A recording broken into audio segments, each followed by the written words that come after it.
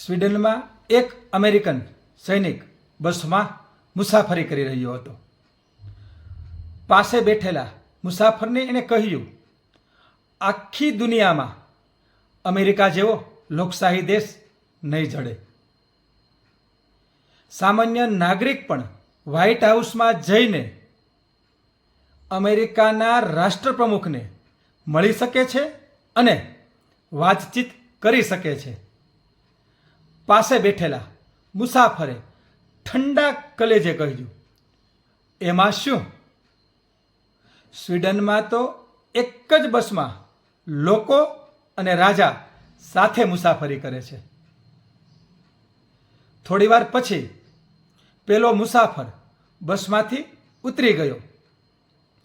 પાસે બેઠેલા બીજા મુસાફરોએ આ અમેરિકન સૈનિકને કહ્યું, તમારી પાસે જે વ્યક્તિ બેઠી હતી એ અમારા રાજા ગસ્ટાવ એડોલ્ફ પોતે હતા.